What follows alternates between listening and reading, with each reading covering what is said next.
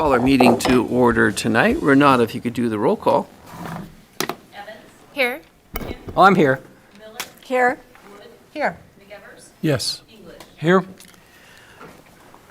Going to see one more time if we had Jeff Smith. Was Jeff Smith, Pastor Jeff Smith, here tonight?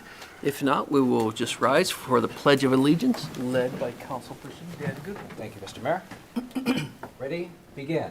I pledge allegiance to the flag of the United States of America and to the republic for which it stands, one nation, under God, indivisible, with liberty and justice for all.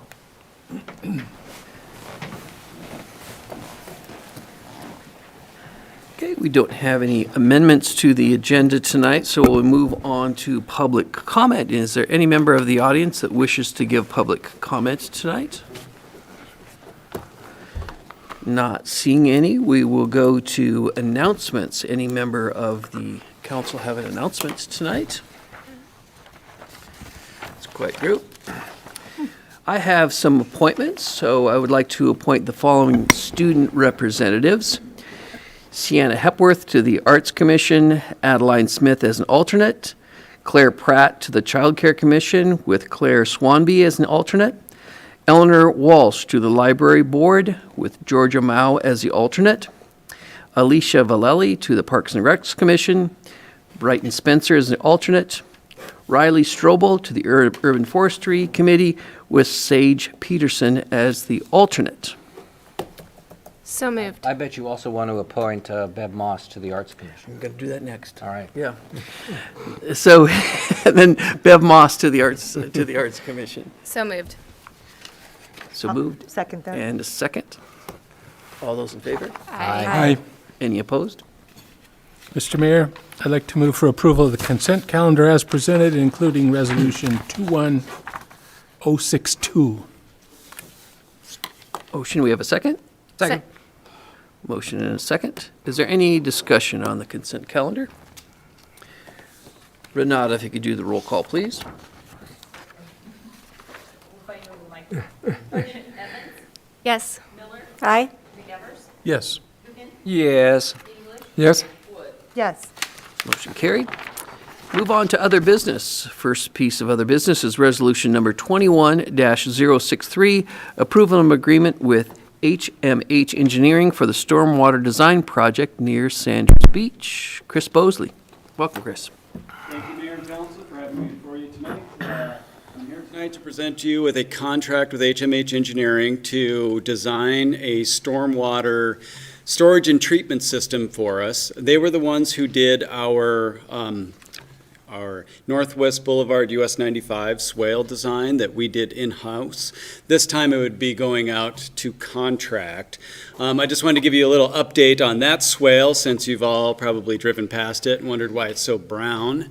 The reason is because right after we hydroseeded it, we entered our summer drought and none of that seed took. So we are optimistic that it's still going to grow this fall in the wet season. If it doesn't, we're going to have to get out there and rehydroseed the thing. But once we get grass established in there, we will be able to divert the stormwater into that system instead of going to the outfall.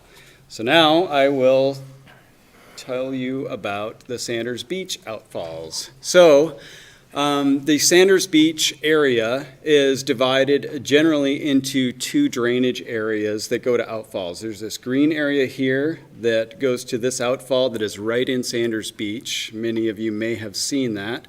And then this kind of grayish purple area here goes to the 11th Street Marina outfall. Here are the photos of those two outfalls. This is the one at the marina. This is the one at Sanders Beach that you can see during very low water times. Photo was taken during the winter. Actually, during the summer, this is what it looks like, and you can see the stormwater pipe right there. So this is a very high-profile stormwater outfall going into our swim area, so we thought that this would be a logical next step on trying to reduce the volume of stormwater going to our outfalls. And coincidentally, the Idaho Department of Environmental Quality has put out a request for proposals for stormwater or phosphorus reduction projects, and we've submitted on a few of those, and they're going to rank those tomorrow. Hopefully, I can tell them we have a contract underway for HMH to design stormwater, design this system. But we do have a match amount that goes into that, so I'll have to come back to you with that agreement or that grant proposal once they make their decision tomorrow, hopefully. But this one we thought would be a very high-profile one to do because of its nature there. So. These are some of the areas that we are looking at possibly putting them. But this would be the system that we're looking at for areas where we're having a hard time fitting these things. And this is a system of stormwater storage and filtration that we're using on the Kathleen Avenue widening project that we're going to go to construction this fall and into the spring next year. And what they do, they look like large milk crates, but they fill with stormwater, and then there's a sand compost filter bed underneath those. So the stormwater goes into these things and then slowly filters down through that filter down into the groundwater. And these things can be traffic rated so they can go right under the streets. And then this right here is actually like a trash collector type of system, so that any debris that gets in there, garbage, we can vacuum it out of that area before it gets into the main system. And so with that, I would ask that council approve the stormwater design agreement with HMH Engineering, and I would stand for any questions on that. Council questions for Chris. Woody? Chris, so how much water I remember you giving us numbers on the last one. How much water are you going to not put in the lake from those two areas? Well, acreage-wise, on the last one, we had about 210 acres. This one is only about 75 acres, which is quite a bit smaller, but it's still substantial. Sure. So those new filter things are kind of like a grassy swale without grass, is that Right, the yes. idea? You don't have to mow it, you don't have to blow it, you don't have to fertilize it? Right, and they'll have some maintenance ports in there so we can get in there and jet it out if it gets plugged up, but we're hoping that this is a good solution to those areas where we really don't have room to put swales. I think it's a great idea. Dan? Thank you, Mr. Mayor. So, Chris, I guess the engineer is going to determine kind of where these would go, the best spot, and that's got to be either under a street or possibly in the East Sherman Park. So we're gonna hear about that before a decision's made, correct? Yeah, we'll have to figure out where the logical place is based on the elevations of those pipes and the elevations of the existing ground. I threw a couple photos in here just to show you examples. We've talked to our Parks Department about possibly utilizing this area here, which really isn't very big, but with those R tanks, we can actually put them under this entire parking lot that's at the East Tubbs Hill Park right here.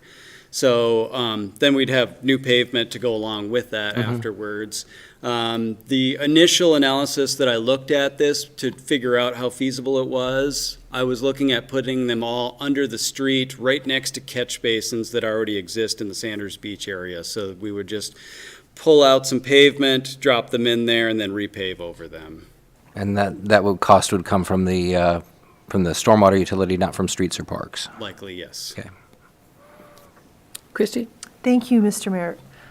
Chris, we know that in the Panhandle, there are some lakes that don't control their runoff, and that they've been considered eutrophic maybe for a couple of decades.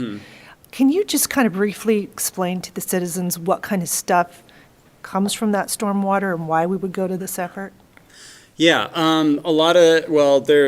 stormwater can contain things like E. coli from dog waste, lead, phosphorus, petroleum products from cars. And there are several contaminants that can be in that stormwater. Phosphorus is the big one that the DEQ is trying to remove from the lake because that's causing those algae blooms that you're talking about with the eutrophication of the lake. So that's the main focus of their grant, is to remove phosphorus, and we think that this will do a pretty good job at that. Thank you. Any other questions for Chris? If not, we'd be looking for council action. Mr. Mayor, I'd like to move for approval of Resolution 21063, approving an agreement with HMH Engineering for stormwater design project near Sanders Beach. Second. Motion and a second. Any further discussion? Roll call, please. Miller, Aye. McEvers, Yes. Gookin, Yep. English, Yes. Wood, Yes. Evans. Yes. Motion carried. Thank you, Chris. Thank you. Move on to wastewater 2018 facility plan update. Mike is back again for more information. Hello, everyone. Fine. That's right.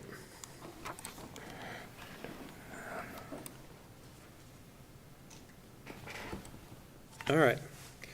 So, yes, I thank you again. I was here, if you recall, just a couple weeks ago, kind of giving you an overview of our facility plan. And now I would like to present it to you in seeking for your acceptance of the facility plan. And in doing so, kind of go over some of it with you as well. So again, this is the 2018 wastewater facility plan. So its scope is basically from now till 2030. It goes beyond that in certain aspects, but you can't go too far because it's hard to predict that far out.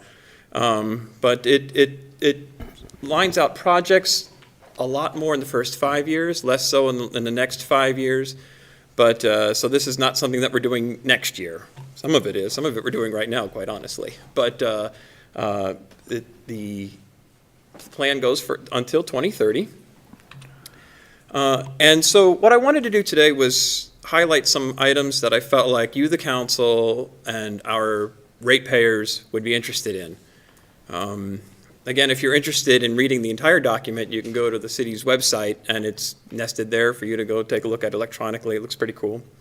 But two areas specifically that I thought would be worthwhile are the public interface, and not to get cute with public interface with wastewater, but the two areas that I feel that being most notable are the odor control, which if you've ever walked past the wastewater plant and gotten a whiff of it, it's an intimate experience, and as well as water reuse. Now, water reuse is using that wastewater that's been treated in an effort to both do the green thing, in other words, not just put it into the river, what good use do we have of it, as well as take the burden off of our aquifer. And then the second item that I wanted to go over with you is the process expansion. So we've got this treatment process, this treatment plant. When it comes time to expand it, that's probably going to be expensive. And so what's the trigger for that? You know, obviously this document researches that, and we go into, okay, where do we foresee that pinch point being? So first, with the public interface. Again, I'll try to drive this with the mouse so you can see it pretty well. But this is our foul odor control system. On the right-hand picture, we've got two bark beds. These are bio beds where the odors get blown into and then it filters out through. And they help treat those odors biologically. And you can see running right along next to it is that Centennial Trail. So we are very close to the public. The picture on the left kind of shows you the scope of that foul odor control system. All these white pipes, if you've ever been past, you'll see some of these white pipes from the trail. They collect odors from basically half the plant. Upstream of any kind of biological treatment is where the odors are significant, and that's where we've covered. This, somebody actually just called me up today, was asking about some of our original equipment, and this is primary clarifier number one, the last piece of original equipment. It's been there since 1939, and we've since covered it. We pulled the air from it so as not to, people are more, we don't want to be offensive to our neighbors like we used to be in 1939. So All those odors are pulled, blown through our trickling filters, which again are, the idea at least is original, the technology is original to the plant, and then through those odor beds. But if you've ever also used that trail, you'll know one of the areas that can be odoriferous is this building. This is our dewatering building, and this is where we dry those solids that are separated out. We do a lot of drying here. We take it from about 3% solids to almost 30% solids. And you can see these trucks right now are getting filled, and they are wide open. We're trying to pull the air out. I mean, we did our best here. We're pulling air out, but it's almost like your air conditioning ducts, and you can see it's certainly not covered. So this building certainly creates odors. That's realistic. So what does the facility plan have to do with that? Well, we're looking at enclosing that building. Not only enclosing it, but actually building out to the outside here.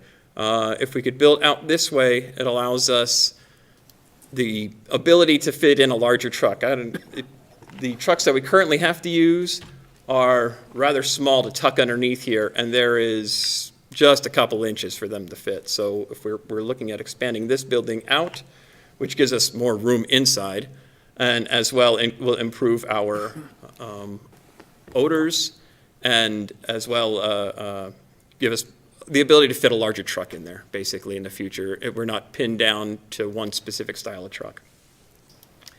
Our current odor control system won't be able to handle this extra cubic foot. This is, I don't know, the cubic footage that's coming, that just doesn't entail, but it's more than we can fit in our current system. So we're going to get a separate odor control system, standalone package that will handle this and future uses to be expandable. Sorry, I got a little cute with the stars.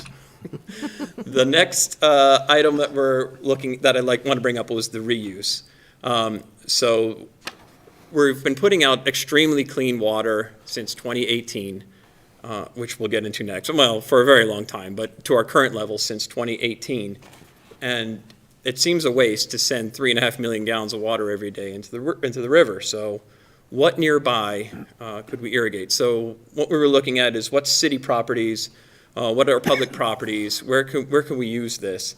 And we've identified this, for reference, the wastewater treatment plant is about here. This is the college campus. And you can see, be it City Park, even up here to McEwen, one close by area that we really kind of want to hit up that seems like real low-lying fruit is the cemetery. These are areas that we could irrigate with. If we were to get a permit, our water would be considered Class A reuse water, which allows us the ability to remove most of the restrictions that are in place. It's still not potable, don't get me wrong, it's still irrigation water, but you can spray it and it could hit the sidewalk and you could walk on it afterwards, and those kind of things are fully capable. So this, what you're looking at in this area, everything that's highlighted equals about 1 million gallons a day. We happen to have infrastructure in place that can put out 1 million gallons every day, but these people, if you water your grass, you understand you water it for an hour. So these people may use 1 million gallons in an hour. Oh, wow. So, we can handle 1 million gallons in a day. So there's some infrastructure in place, not enough to do all of this, but we've got some pumps and disinfection units at the plant already. Mike, Any questions? Dan had a question. Thank you, Mr. Mayor. Mike, is there any plan on storing that water? No, not at this time, and not mentioned in the facility plan. Okay, so you're just gonna pump it out and spray it out as it comes in? Correct, yeah. So our minimum flows at the plant are almost 1 million gallons a day. So just a mere flow, and that's might be at the time people are irrigating, quite honestly. That's at 2, 3, 4 in the morning. All right. And we should have enough flow at that time to irrigate at our full current 1 million gallon per day capacity. Thanks. Mike, I have a question for you on what would the cost be? Is the cost you have to treat the water again and lay pipe? So our current treatment is enough for irrigation purposes. Oh. Yes, we would have to lay the pipe, and our disinfection is on that system, so we still have to disinfect the wastewater after we clean it, and we're using a UV system, so we would need to figure that out. It would probably be something like bleach. We call it hypochlorite because we like long words, but bleach. And so it's basically something that you can measure from the point of the plant to your sprinkler head. It still has bleach in there, it still has a chlorine level, which means it's safe. So there's just some minor tweaks, but the pumps are in place, and mainly the big part is the treatment of those filters, those membrane filters are in place. That's the big, heavy dollar item. Thank you. Okay. So from there, I wanted to get into a little bit of expansion. And again, like I mentioned, expansion is important because it's where your treatment plant, which is one of the most expensive assets in the city, where we're going to need to build on it. So why are we going to need to expand? And what the facility plan has outlined is ammonia. Ammonia is going to be our next issue. So we measured trends for the last 5 years, be it flow, be it phosphorus, as Chris was mentioning earlier, ammonia, total suspended solids, all these different pollutant levels, and ammonia is increasing at the most rapid level. So flows are really not. It's probably due to water, energy or water efficient appliances, things of that nature, but flows are not increasing. Per person, it's going down.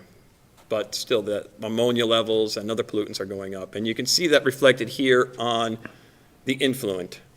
So I'm going to walk through a couple numbers for you just so you get a sort of an idea of what we're looking at. And this is 33.9 milligrams of ammonia in every liter in 2018. In 2019, it went up to 35.1 milligrams per liter. That's a 3.5% increase. Again, in 2020, it was 5% over the 2018 numbers. In 2021, we're 6.2%. So it's a nice steady increase in not just ammonia pounds that are coming in, because the flows are almost the same, but in concentration. So there's a little more ammonia in each liter of water that's coming into the plant. Ignore this. I'll have to explain that later. Don't ignore it, but pause on it for now. TMF, that's the influent into our membrane system. So by the time it gets there, was at 15.7. You'll see it's at 15.3. It's down to 11.7. Here it's at 14.0. So that's moving around a little bit. In 2018, about halfway through 2018, we put the membrane system online fully.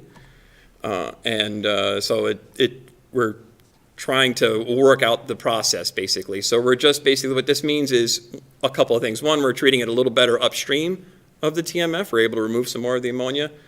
And two, it might have just been warmer. It might have been sort of a cyclical thing. In other words, the bugs work better on treating the ammonia when it's warmer. So what does it look like when it leaves the plant?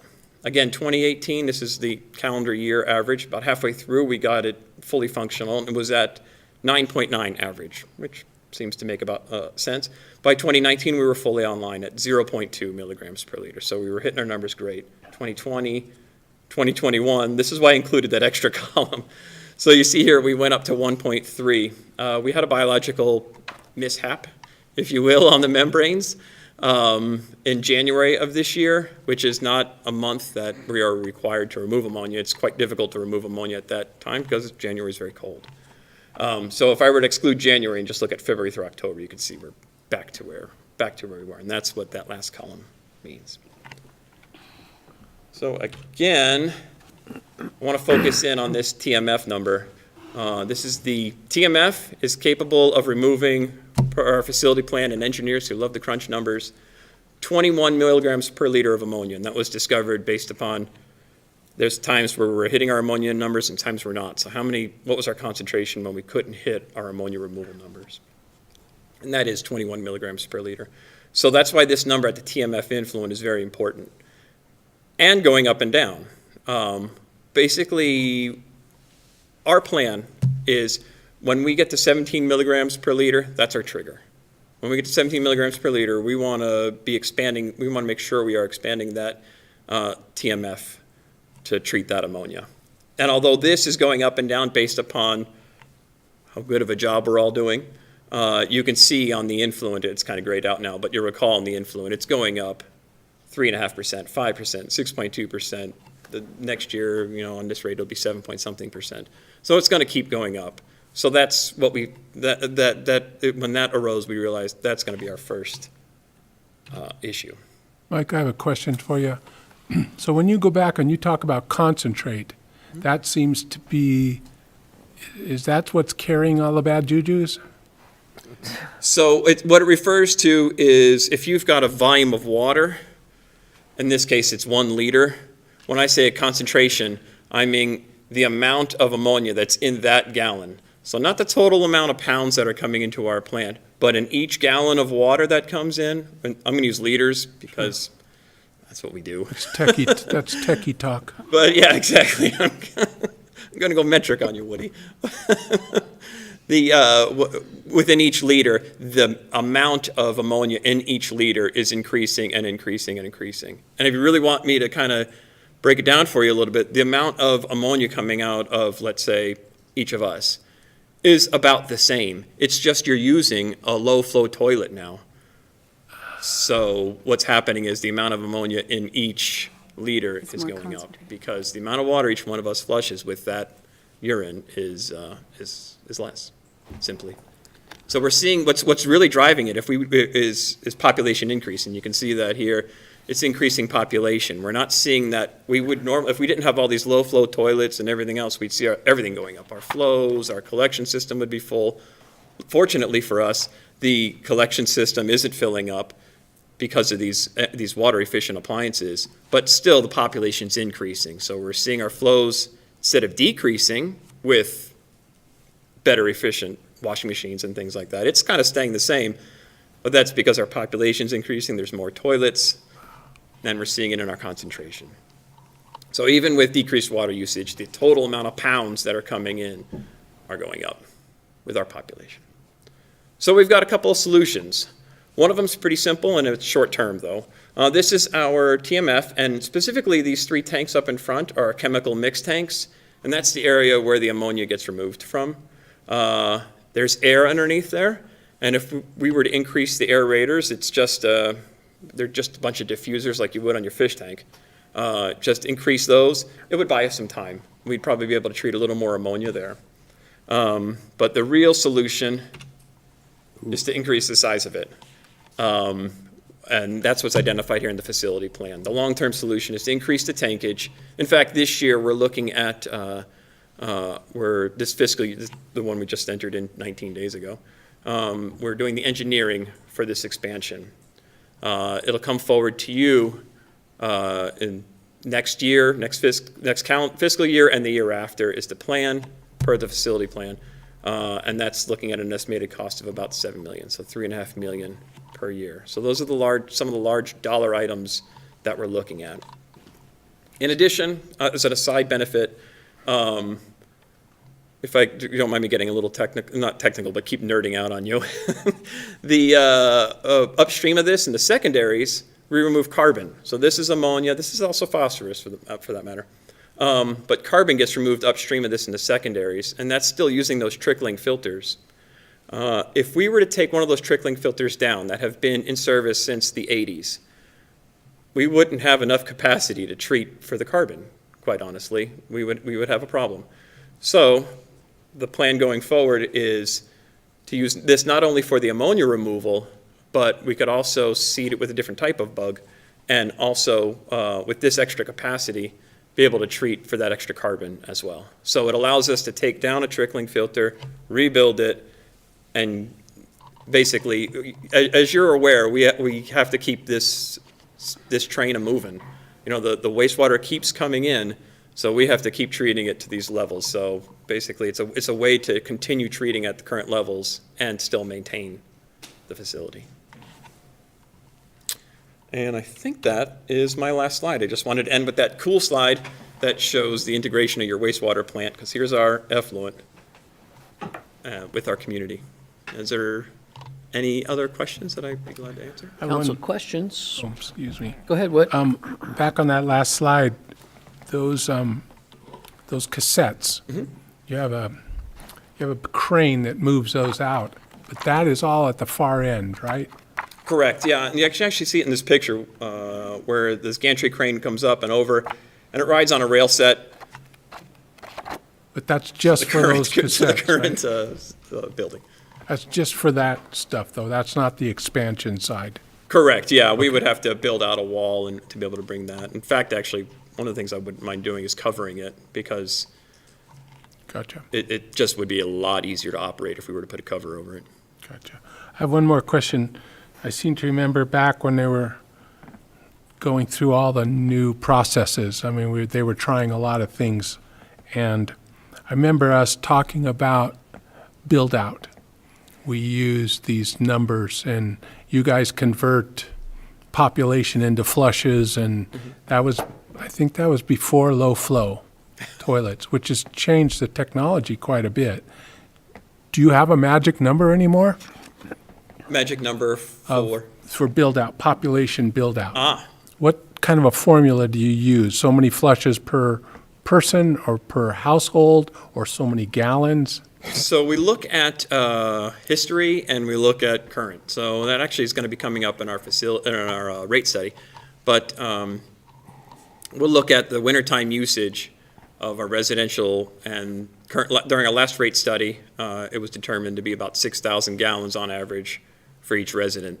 And then we figured out it was 2.67 people in a house, and that translated to 67 gallons per person per day. And that number is going down and down. Because of concentrate. Exactly, because we're just getting these efficient appliances. So we look at that number, and then we look at historically, like the last 5 years or 10 years, how much has increased coming into the plant. And then that's sort of our determinant factor as far as, okay, over the last 5 years, it's risen 3% each year. We are anticipating it to continue to raise 3% each year, for example, for ammonia. And that's where we're able to kind of determine that magic number of, okay, in 2028, we're going to have a problem and we need to have it addressed by then. And it's reading the tea leaves a bit, but it's scientifically reading the tea leaves, if you will. So we're using real data to try to determine that. Thank you. Other questions for Mike? Dan? Thank you, Mr. Mayor. Mike, what is driving the levels of ammonia? I mean, why it needs to be below something? What is that something, and who sets it? Do you mean, so what's driving it up is simply population growth? No. I mean, we're trying to remove ammonia. Why? Okay, so it is that eutrophication that Council Member Wood mentioned. That's happening in some other lakes. There is, so eutrophication is algae growth in the water, and ammonia is NH4. It's nitrogen, is what it is. Phosphorus is P, and K is potassium. But if you put NPK, that's the exact same thing that's on your fertilizer bag. So we're dumping 2 out of 3 of those elements, or possibly dumping 2 or 3 of those fertilizer elements right into the water, which causes the algae to grow.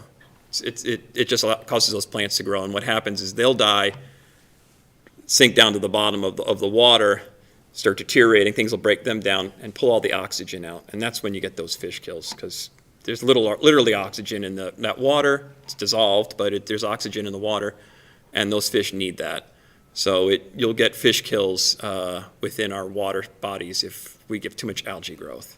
Okay. And So these, we're trying to remove those pollutants upstream of that. yeah, these numbers that are being set by the DEQ or whoever, they change them? I mean, are we going to be like, yay, we made our goal, and then they come back to us with new numbers that are scientifically impossible?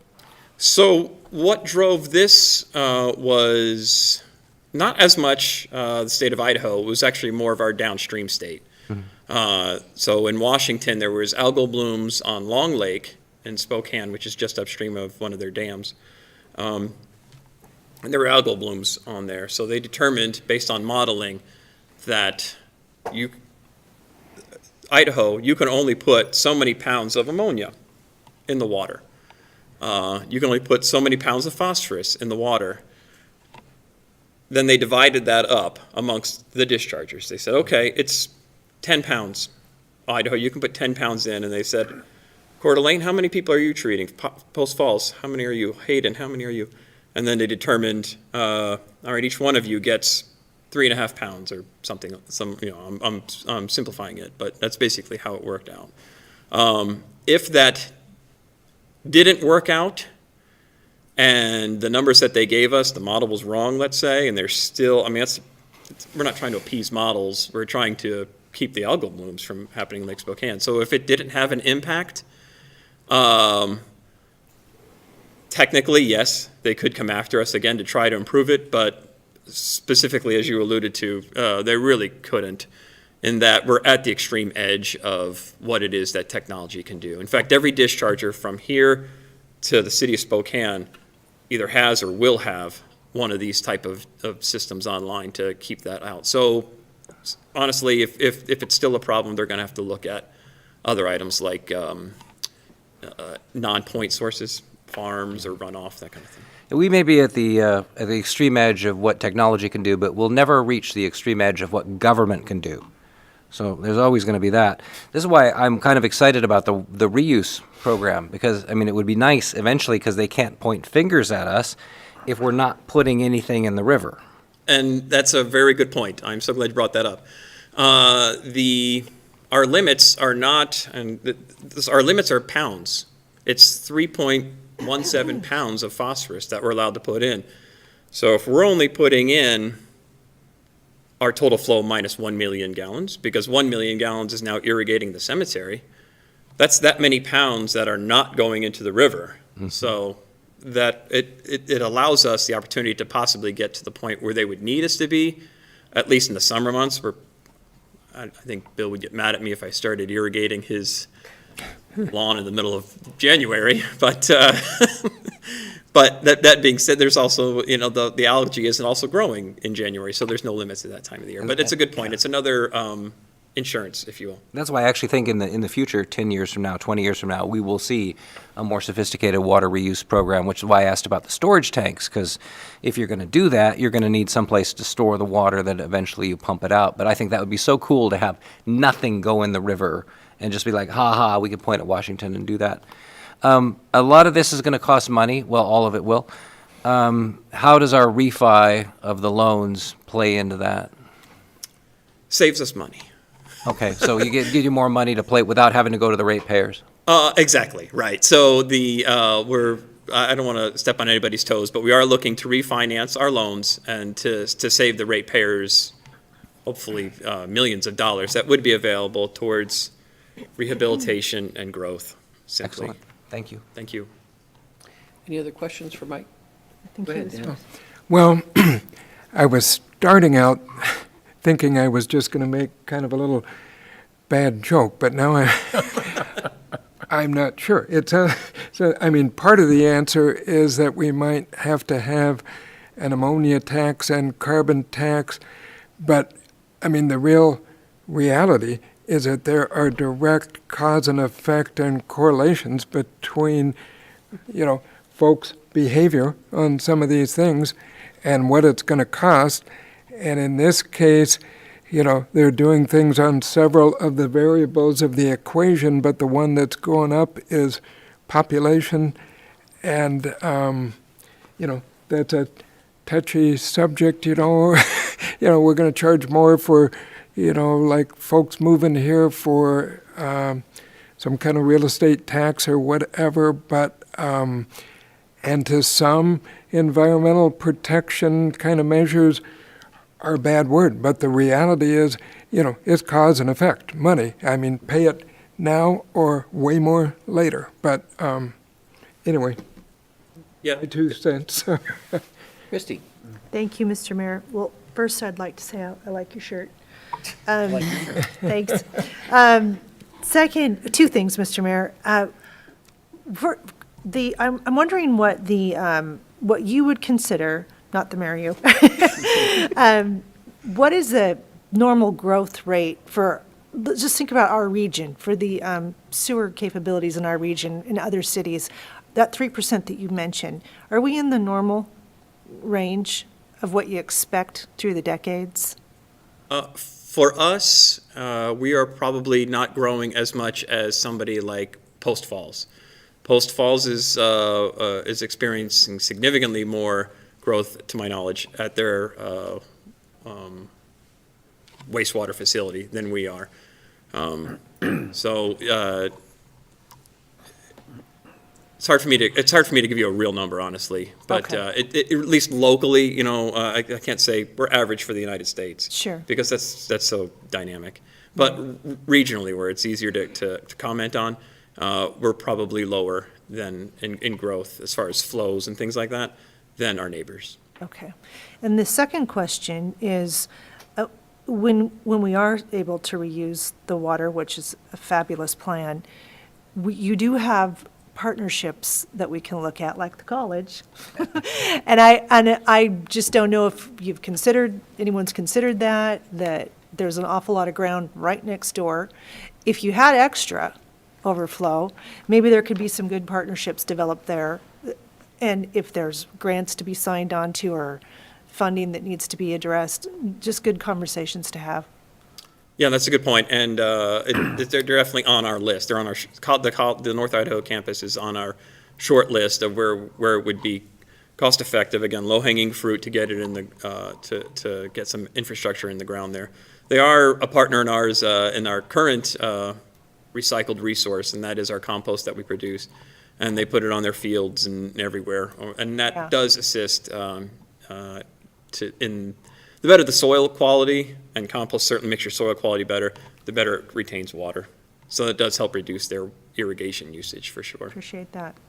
So, Kiki? just a follow-up question on that. So I was thinking the same thing that Christy brought up, in that there are some other large lawn users, like our public golf course or things like that. So you are considering discussing a reuse system for other large, not just city property, but other large grass property, correct? Oh, yes. I would love to everybody's pointer, I think. I would love to irrigate Okay. 3.4 million gallons every day. I would love every drop of it to not go into the river. Right. Good goal to have. Any other questions? If not, we'd be looking for council action. So, Mr. Mayor, I would move to approve updates to the wastewater 2018 facility plan. Second. Motion and a second. Any further discussion? All in favor? Aye. Any opposed? Motion carried. Thank you, Mike. Thanks, Mike. Move on to Council Bill number 21-1024, authorizing the issuance and sale of city's wastewater revenue refunding bonds, Series 2021A tax exempt, wastewater revenue refunding bonds, Series 2021B taxable, in the aggregate amount not to exceed of $31,245,000 to provide funds necessary to prepay and refund certain outstanding wastewater revenue bonds of the city, delegating certain authority to the designated representative, authorizing preliminary and final official statements, and pledging revenues for payment of the 2021 bonds. Troy? Thank you, Mayor and Council. I have three talented people following up this overview. We were in front of you previously seeking to take advantage of this market and bring a savings to your ratepayers in the wastewater utility. Our recommendation to you tonight, looking at our cash flow analysis, working with the council for the finances of the wastewater utility, in other words, the rate analysts, to shorten up the debt service and pay this off earlier so that we can get even a lower rate. I will let Eric from Piper speak to what rates are doing, but we'd like to save over $3 million in this refunding and pay it off sooner than what we currently have. Again, $31,245,000 refunding the bonds that the mayor spoke to. Their current rates are 5%, 2%, and 2 3/4. So as you look at the bond ordinance, and we have the attorney here that's drawn that up, you will see a limiter on what happens if this market significantly changes. If the market goes above 2%, it won't make sense to redo this, especially on that 2% bond. So you have a governor on this as you look to keep this moving forward. So again, we're looking for savings in the multi-millions, and that would be for the wastewater rate payer. We have a notice of sale that's being worked on, a preliminary official statement that's being worked on, and at 11 a.m. today, your comptroller, Vonnie Jensen, and your director of wastewater, along with Eric Herringer and Christian Anderson, sat on a 1-hour phone call discussing the successes in the city of Coeur d'Alene for a bond rating. That's what our bondholders, should you approve this, will look at. We are seeking a AA rating, which would be very solid. It would really be cool to get a AA plus. However, there's a few challenges. We're not a very big city, and we don't have a great diversity of employers, so we'd probably be slightly marked down.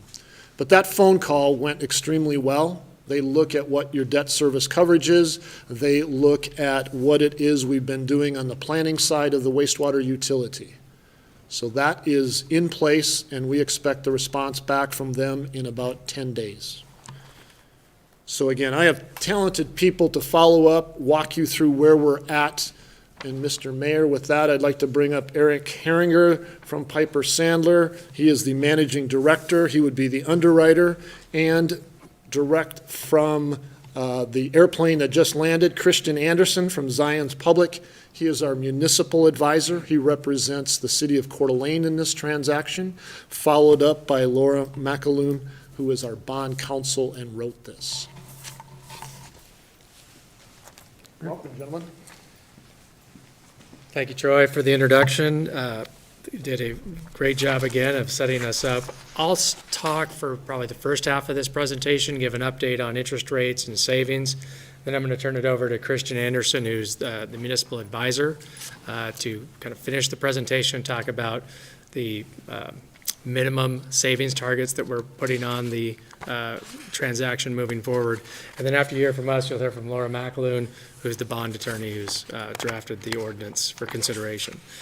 So I'm going to go to a little bit of this is just to refresh your memory of what we talked about a month ago. So this slide really hasn't changed from a month ago. It shows the 4 different series of bonds that are outstanding for the wastewater system. The 3 that we're looking to refinance are the 2012 that has a 5% coupon rate, the 2015 that has a 2% coupon rate, and the 2020 with a 2.75. You do have one loan from DEQ that's at 0.5%. I wish we could have rates that low to bring to you, but we don't. So we'll leave that one in place as is with DEQ. We've been in the process of talking to DEQ, confirming that they're okay with the payoff amounts and making sure we have those calculated correctly. I would like to have all good news tonight, but one of the things that I have to tell you is the interest rates have gone up a little bit since I was here a month ago, to the tune of about 20 basis points. That means 0.2%. So you'll see how that impacts savings. The rates do fluctuate. You can see that from the chart. They go up, they go down. Hopefully they stabilize, and if anything can go down, but we still have another 3 weeks before we lock the rates. And as I mentioned at the last meeting, we're working quickly to get everything ready so that we can be in a position to have investors step up and take orders on the bonds and lock those rates. In terms of how that impacts savings, so I've got 2 columns. The September 13 column is what I reviewed with you last month with this repayment structure where we keep the bond payments at $3.5 million and pay the bonds off as quick as possible. Same structure updated to rates as of October 12th is, you can see the rate all in true interest cost. That's your entire blended rate, including the costs of issuance, has gone up from 1.4 to 1.62. We're still looking to be able to have all the bonds paid off in 2034. You can see the impact on the cash flow savings. We were looking at 4.3 million, now 3.7, so it deteriorated by about $550,000. Those are numbers that are gonna fluctuate between now and when we can lock in the interest rates. The net present value savings percentage, that's a metric we continue to use in our market, dropped from 11% to 9%. For the most part, anytime we see something over 5, we think it's a very strong refinancing, particularly if you're in advance of the call date. 2 of your bond issues are callable at any time. We can pay DEQ off on the day we close. We don't have to put the money in an escrow. So they're very efficient refinancings, but these are strong saving numbers by pretty much any metric we use, and Christian can comment on that as well. Here's that structure where we look at your existing debt service for the wastewater system. That's 4.2 million this year, then dropping to 3.5 million for the next 6 years. 1, 2, 3, 4, next 5 years. And the idea is that we keep those payments at 3.5 million. So we're really not saving a whole lot of money in those first 6 years. You're generally keeping the payments about the same, saving maybe $5,000 a year. And then we increase the payments in 2028 through 2034 compared to where they're at today. So we're going from, in 2028, 2.5 million to 3.5 million, accelerating the debt service, and that's where you're saving the $3.8 million is by getting those bonds, not only the lower interest rates, lower interest costs generally, but amortizing the debt faster. And one thing you'll notice is that difference between what we looked at a month ago and where we're at now, about the 550,000, that's just basically going into 2034. So when we look at the structure, if rates go down, we save more money, really the savings is going to be generated in 2034 relative to this structure. If rates go up, we just add more debt service to 2034. But we're going to generally make sure your bond payments don't increase above the 3.5 million, which is where they're at going into next year and the year after. Does that make sense? And then finally, when we look at on an individual issue by issue basis, this breaks it down to on the 2012 bond bank loan, the 5% coupon, 4.3 million outstanding. There's not those bonds mature in 2027. The savings from that issue is right around 360,000.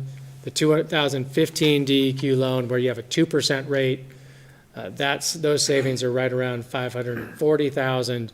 And then the larger loan, the DEQ loan that closed last year, it has the 2.75% interest rate.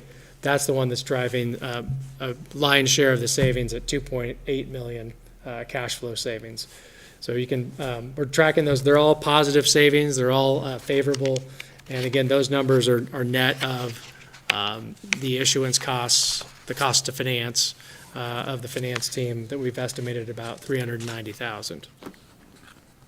I think it's my turn to turn over to Christian to talk about the remaining aspects of the financing, and then we can both stand for questions, I think, when Christian's done. Thanks, Eric. So Christian Anderson with Zion's Public Finance. So we've been engaged as the city's municipal advisor in the process. So what that means is that Zion's is on the city's side of the table in the transaction, not just in our role, but also legally. We have a fiduciary duty to the city. And I'll talk a little bit more about where that really comes into play here in a minute. But let me go on ahead. So another aspect of the refinancing hasn't been discussed yet is that all of the bonds you have outstanding today require a debt service reserve fund. So you have essentially a full year's payment that has to be set aside and held. That's required by the documents for each of these loans. In this case, given the strength of the system, the strength of your finances, the coverage level that you're showing, this is not something that's going to be required by bondholders in this market. And so by doing the refinancing, we're able to release those funds. And to your earlier question, Councilmember Gookin, about what is the impact of the refinancing? Beyond just the savings that are going to be realized, there are between the 2012, the 2015, and the 2020 bonds about $2.9 million that will become unrestricted and just simply go back into the system. So as you brought up, Councilmember Wood, what we don't spend now becomes more expensive later. This is putting funds into the system, into your liquidity that can be used for the capital needs that Mike was talking about, and more that you can do with cash and avoid debt in the future. So it's good timing. More specifically, $1 million roughly on the 2012 bonds, and then between the 2015 and 2020, $1.86 million. So that all simply becomes unrestricted. That, of course, would have become unrestricted over time anyway, but of course it's coming out much sooner under this structure. So in terms of the schedule, this repeat of the schedule Eric showed you a month ago, a few things crossed out. As Troy mentioned today, we did have a rating call with Standard & Poor's. I'll add that, or I'll second what Troy said. It went very well today, but I'll also add that, of course, it's always good to go to Standard & Poor's with good things to show, having strong finances, good planning. But I will say that it went exceptionally well in large part thanks to the expertise of the representatives of the city. It was very obvious, I think, to the analysts at Standard & Poor's that the system and the city's in good hands. So I wanted to bring that up. So we'll have the results of those, skipping down a second. So, of course, we have the meeting tonight. The 28th is when we anticipate receiving that bond rating from Standard & Poor's, and that will become public very soon after, with the goal then of posting our preliminary official statement. I believe this is actually moved to November 2nd now, but 1st or 2nd, right around there, posting that official statement. This is when that prospectus goes out to the market for investors to begin researching the bonds, learning about the city and your system and the financials, and evaluating the risk of that investment. With that, then, we move toward a bond sale on the 10th of November. That is the day at which the interest rates are locked. So as you saw in the last month, we have seen interest rates creep up. Hopefully they'll go back down here in the next few weeks, but we'll see what happens.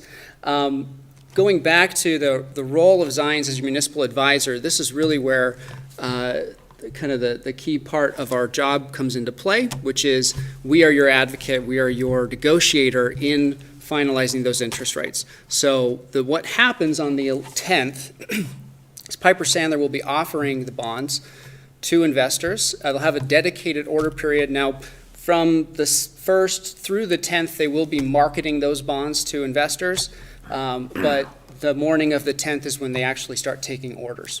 So we'll have an order period, probably 90 minutes to 2 hours, where actual orders can come in from all sorts of different accounts.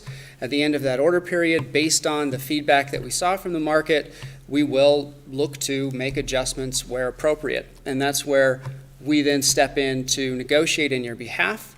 And then at the end of that negotiation period, it's my job to come to the city, to Troy, and give you a recommendation on whether to move forward. We have put, you'll see here on the next slide, some kind of parameters that you're approving tonight as part of the ordinance. And as long as we're within those parameters, you've delegated authority to Troy and to Vonnie to go ahead with that sale. But part of our job is, even if we are within those parameters, but we don't feel like it's an adequate result, it's my job to say so. And so we'll be working closely with Troy on that day to make sure we, you have all the information you need to make that decision on whether to move forward. I will say you have a fantastic underwriter. I don't anticipate any issues, but we'll get the best result we can. After that, we have about 3 weeks from the sale date to finalize documents. Usually do this in about 2 weeks, but we want to make sure your bond counsel can actually enjoy her Thanksgiving. So we put it out another week to December 1st, at which point the funds are delivered, the prior bonds are paid off, and everything's done. Savings are locked in. But again, the interest rates are locked as of the 10th. Yes? On the 10th, give me that again. That's the day they draw the line on the percentage. Yeah, so... Control that at all? Yes, so Council Member McEvers, what happens is we'll have what's called an order period. Essentially, again, Piper Sandler will have pre-marketed the bonds for a couple weeks before this, but this is when they'll actually start taking orders in from accounts. So their sales team really, dives in at that point for a couple hours and takes actual orders from, it could be insurance companies, other institutional investors, it could be other Idaho municipalities buying these bonds in some cases, and then and we'll have offered the bonds at certain interest rates. We'll have determined the day before, okay, this maturity is at this yield, this maturity is at this yield, and so on. And that is also part of the negotiation ahead of time. We want to make sure that rates are attractive enough to build some momentum, that orders start to flow in, but also not so attractive that they just blow through all the orders instantly. It's important to keep in mind when it comes to these bonds, nobody wakes up in the morning of the sale and says, oh, I just have to buy Coeur d'Alene's bonds today. They have hundreds of millions of dollars they might need to move over the course of the day. And so if they look at your bonds and they feel like, okay, those interest rates are not high enough, they'll just move on to someone else. At the same time, if they're very low, you're going to get tons and tons of orders, but it means you kind of gave away the farm, right? You're giving away bonds for too high of yields. So again, where these investors, they could just move on to something else if they don't feel like they're getting an adequate deal. So with that, we want to make sure we have attractive enough rates to build some momentum in the morning, that we don't get to the end of that order period and we've only sold 10% of the bonds, but we also don't want to sell them out in 5 minutes. So it's kind of a nice balancing point. Really, in my view, an ideal sale, we've kind of hit it right on the head if we've sold 80, 90%. And then we would usually see the underwriter step in and take the rest into their balance. Because with that, we can say, look, we sold 90%. Really, the rates are fine. You just need more time. 2 hours wasn't enough, right? So that's how that process goes in that day. We'll have that order period first thing in the morning where actual orders come in. And then based on those orders, we can make adjustments at that point. But Piper Sandler will be making a firm bond purchase proposal to the city at the end of that order period saying, okay, we will buy the bonds at these interest rates. So at that point, it's locked in. If we've made any adjustments, and hopefully they would be adjustments down, lowering the interest rates, at that point, investors could choose to walk. But again, based on the feedback we get during that order period, that's a risk then Piper Sandler chooses whether or not to take. But again, they'll deliver you a firm proposal locking in interest rates for the city, and then at that point, they take on the risk of completing those sales to those investors. So the cost of you guys doing this is $390. Is that correct? No matter how much more you drive it up or drive it down or make a good deal, it stays the $390 same? in terms of the That was the estimated cost of the issue. cost of issuance. So I mean, that's a lot of different pieces. That's the underwriter, the municipal advisor, Standard & Poor's rating fee, it's your bond counsel or disclosure counsel. So there's a lot of pieces to that. In both of our cases, we're paid based on the par amount of bonds that are sold, which again, we do have a not to exceed. I'll just go ahead to the next slide here. So between the two, we've got for the Series A, not to exceed 26.1, and then on the B, not to exceed 5.12. So, if we have more premium and less par, that'll pull the fees down. But again, we'll be going after the structure that gets the best overall result.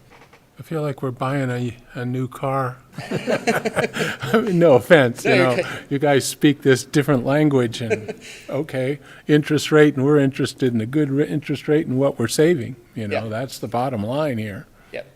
And again, that's where our interests are aligned with yours as well. Again, we have that fiduciary duty to the city. Our job is to get you the best interest rate we can. So, Appreciate it. Dan had a Thank you. question for you. yes. Thank you, Mr. Mayor. Christian, so I do stocks, I don't do bonds. So maybe you can clear up some definitions for me. Premium and par. Yes. What's the premium, what's the par? So, I think the best way to think of this is when a bond is sold, you have a set par amount. That is the principal amount of the bond. These are actually sold in $5,000 denominations. So when we have, $31 million of bonds, you could break that into $5,000 pieces if there's that many separate bonds. Now, it's not going to go to that many investors. You're going to have some investors that step in and will buy 5 million or 8 million or 1 million, larger blocks of those bonds. But that par amount, that $5,000, that's your par amount. That's your principal amount on the bond. Then there is what's called the coupon rate. That is the interest rate that is paid on the bonds on that par amount. So, for example, $5,000 bond at a 4% coupon rate. Now, what the yield is, what's the effective yield to the investor and the effective yield to the city that you're paying depends on what they pay for that. So for example, if I have a $5,000 bond with a 4% coupon and I pay you $5,000 for it, then my effective yield is also 4%. That's what we call a par bond. However, if I pay you more than $5,000, I pay you a premium, my effective return then goes down relative to the coupon rate on that bond. So a $5,000 bond at a 4% coupon, but I pay you, let's say, $5,500, I'm not making 4% because as a city, you will only pay back $5,000 plus the interest. So my effective yield is, 3% or something like that. But also, you are paying an above market rate, essentially, right? The yield should be, let's say the market rate is 3%. You sell this 4% bond, but they gave you more money up front. They gave you that premium. So it all washes out. The opposite of that is a discount. If the effective yield is higher than the coupon rate, the stated coupon rate on the bond. The reason this comes into play is because bond is sold, that coupon rate is fixed, that par amount is fixed, the date it matures is fixed, but someone can resell it. So let's say I buy the bond at par at 3%, but 10 years down the road I want to sell it. It only has 5 years left on it. The going rate is 1%. Someone's going to need to pay me a premium because my bond's paying 3%. The market rate's only 1%. So someone's going to pay me more than $5,000 for that bond up to the point that their return is 1%. Does that make sense? No, and that's why I don't trade bonds. So that you dynamic, answered a bunch of questions, though, and I appreciate that. So the unit is $5,000. Yeah. Who is a typical buyer of this bond? So we would expect most of these to go to institutional investors. Institutional investors are, a lot of it is insurance companies. This can also include investment funds, mutual funds, things like that. There could be what we call retail participation. So that's just individuals who want to buy the bonds. And Piper Sandler does have a partnership with Charles Schwab that expands their retail reach quite a bit. So anyone who's watching the stream tonight that's interested in purchasing the bonds could talk to a Schwab advisor who would help them then get set up to do that. Of course, from the city's perspective, you're not giving any kind of priority to one investor over the other. You're just looking to get the best overall result. And the investors that are offering the best yields, the lowest yield for the city are the ones that will end up with the bonds. You represent Zion's Public Finance. That's Zion's Bank, It is part of Zions Bank, yes. Boise. Are you guys going to be buying bonds? We can't. So Can't. again, we do have a fiduciary duty to the city. So Zions cannot directly purchase your bonds right away. Now they could, it's not my department, but we do have a trading desk that could theoretically buy the bonds in the secondary market after they've been priced, but would not have cannot participate in the pricing itself. So we talked about the rating coming from Standards & Poor's. How does a rating impact what all this stuff we're talking about? Yeah. So we get a good rating like Troy wants, AA plus. How does that affect things as opposed to we get whatever, a single A or something more disappointing? Yeah, so the rating is a measure of the likelihood of default. So if you ask Standard & Poor's, they could actually tell you an exact percentage. We view a AA plus as a, 0.23 percentage chance of default, something like that. So the lower the rating, the higher likelihood of default. Now, of course, most of these municipal bonds have very low likelihood of default to begin with, but investors do still differentiate between a AA credit and a single A credit. And so, you think about, again, I mentioned that a lot of these institutional investors, they've got to turn a lot of money in the course of the day. They're not going to have the time to sit down and read the entire official statement, pull up Coeur d'Alene on a map, try and figure things out, fly out here, look around, try to get a real feel for the community. Instead, they're relying on Standard & Poor's to have done that homework for them. And so they're relying in large part on, and Just thinking of 2008. You're thinking of 2008, yep. So, they've rebuilt reputations quite a bit since then. But they are relying on the research that Standard & Poor's is doing. And so, they're very particular about, the kind of influence that can go into those ratings. I'll tell you, we work with Standard & Poor's, Moody's quite a bit. We get to know those analysts, but I cannot buy them lunch. I can't, do anything like that. I mean, they're very strict You could about buy us having that kind of lunch. separation. What's that? You could buy us lunch. I could buy you lunch, Yeah, yes, absolutely. And so, they take that very seriously, and of course, the market expects that of them. So essentially, they're outsourcing a lot of that homework to make those investment decisions. But the short answer is higher the rating, the lower the interest rates. Perfect. So it results in greater savings to your ratepayers. Thank you. Mr. Mayor, I'm really impressed with Christian. I'm glad he knows what he's talking about because I have no idea. So he didn't convince you to buy bonds? I'm not today. Any other questions from council? Was that end of your presentation? Mr. Mayor, yeah, I've just, let me go through this slide here real quick. So we did mention there are parameters within which you are delegating authority to Troy and Vonnie to carry out the sale on the 10th. Essentially, in the past, you would have had to call a meeting of the council at 11 a.m. to go in and approve those bids. Now we're able to do this and just set these parameters instead. But again, it is still my job to come in and say, even if we're within the parameters, is this a good result or not? So we have three parameters here, really kind of two. So the first is on the Series A bonds, which is refinancing the two DEQ loans. We have these separated because those, just given how these refinancings work, one is tax exempt, one is taxable. So the two DEQ loans total $26.125 million in par that we're refinancing, so our new par amount cannot exceed that. On the B bonds, this is our 2012 bond bank loan, 5.12, same thing, we just can't exceed that. That is the outstanding balance today. And then the third is that the aggregate all-in true interest cost on the bonds does not exceed 2%. The all-in true interest cost, so with bonds, like I said, these are sold in smaller increments. There's also going to be multiple interest rates. So there will be a 2023 maturity, 24 maturity, 25, and so on. Each of these will have a different yield because, one's shorter than the other. And they're going to different investors who have different investment needs and priorities.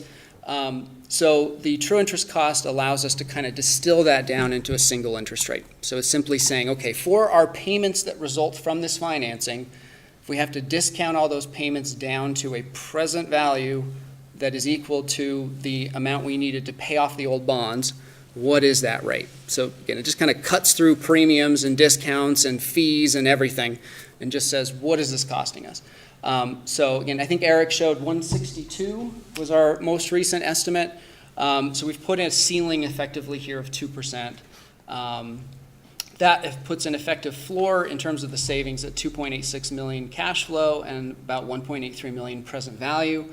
Present value is just saying, okay, savings 20 years from now are worth less than savings next year, right? So we're just taking that into account. That's why that's a smaller number, or 5.9%.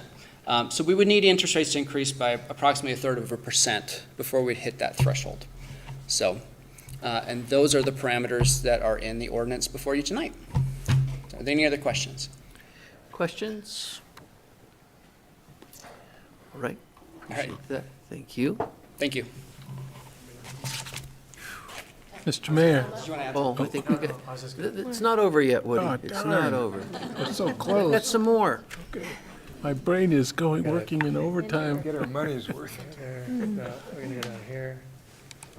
Pull yours up, which is there. I try to be useful. He is. I have to say, I have been watching presentations like this for 20 years. They all sound the Getting a same. very good presentation tonight, and I'm not going to take credit for that. I'm Laura McAloon. This is my first opportunity to provide bond counsel services to the city, so I'm really grateful to be here. Next, do it that way. So as Eric and Christian talked about, you've got the ordinance in front of you. I'm going to do a legal trick, and I'm going to give you a 4-slide presentation for the 35 pages that we've drafted and that are in front of you, and only a lawyer can do that. So this is based on good advice from Troy that you'd prefer a summary, but welcome to any specific questions you may have. So this ordinance, that you have before you tonight, as we've been talking about it, it's your council authorization, right? This is your decision as to what's in the best interest of the city. It does authorize that the 2021 sale of the bonds and those two principal amounts, those not to exceed amount.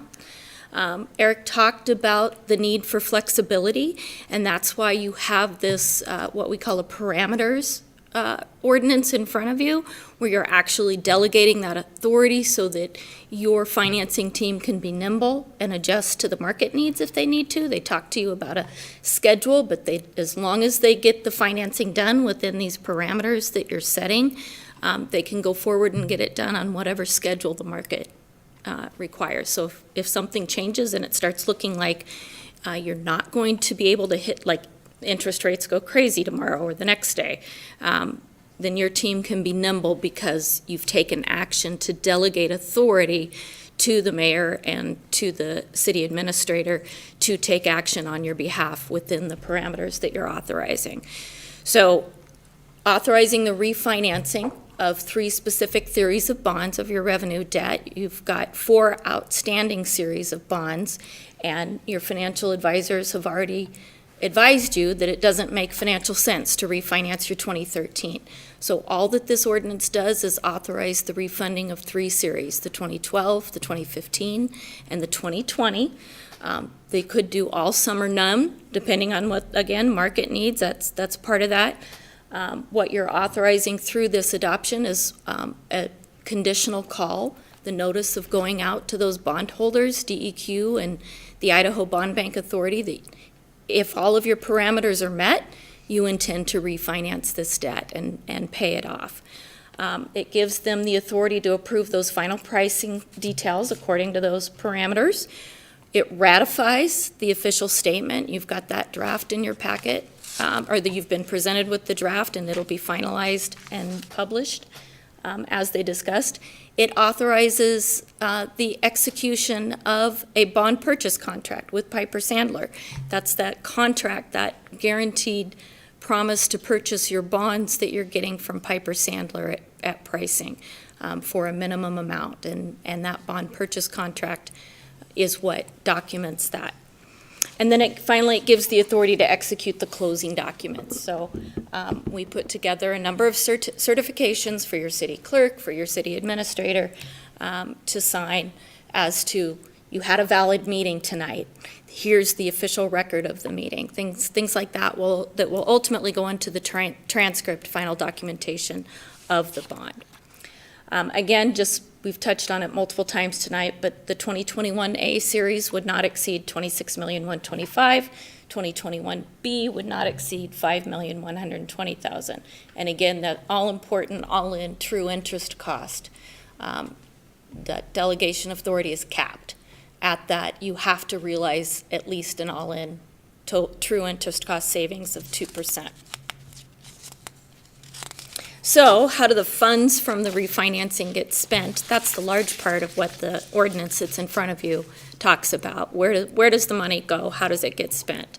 So first and foremost, after that sale that Christian talked about and closing, those funds would be used to pay off the fees, which is the legal term for the debt's retired. It's doesn't show up on your books anymore, to pay off and defease those refunded bonds. So again, that's just those 3 series from 2012, 15, and 20.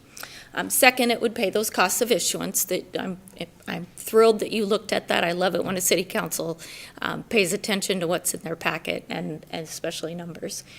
And costs of issuance are paid from the proceeds of the bond. And then third, any proceeds that are left over, they go into your debt service account for the 2021 bonds. So that's a legitimate use of bond proceeds. If you have excess proceeds over what it costs to pay off and actually issue that debt, it goes into your debt service account and is used for your future payment on the bonds. So it's another savings. So that is a very high-level, quick summary of those 35 pages that we put in front of you tonight. Are there any specific questions you'd like to ask that haven't already been answered by your financial team? Where did you learn to get so brief? I come from a family of 11 kids, and you had to talk fast and succinctly. Questions for Laura? Woody? So just one, Laura. So after all this is said and done, we have a 2021 bond. Is that correct? Correct. That's what it'll be called. 2 series of the 2021 bonds. So technically Series A and Series B, the tax exempt, the larger number, and the taxable. Okay, Okay? thank you. Kiki? So does this, that we're authorizing this authority, is there a follow-up report that this has that needs to come back to council so we know exactly what happened and when would that happen? Great question. Yes. Part of that delegation of authority ends with the requirement that your city administrator come back to you with the report on what did the sale itself look like and tell you how it went, tell you what the actual final numbers were, and he'll make that report to you. Any other questions? Yeah. And maybe this is one for Troy, but I heard something about, I mean, we've got a reserve amount of 1 point something there. If we do all of this and we don't have that, where do those funds show up in? I mean, is it like a new amount in this year's budget we didn't plan for? A great question. That shows up in our audited financial statements, and it has been in there all these years. What it does is undedicate it so that it can be used for whatever you as council would choose to, but it basically is cash that was sitting there in the event that we had trouble making the bond payments. So it is undedicated when this is done. Dan? Thank you, Mr. Mayor. Can I follow up on that? Is there anything, Mr. Anderson is here as well, is there anything specific we have in plan for that, or is there, Shook his head no. no? Okay, all right, no, we're Yeah, fine. no, Correct. That's great. Yeah, okay. It's all in the facility plan, there's nothing specific. Thank you. All right, if there aren't any other questions, we'd be looking for council action. And then we have a quiz. On quiz. Mr. Mayor, I'll make a motion to dispense with the rule and read Council Bill number 21-1024 once by title only. Second.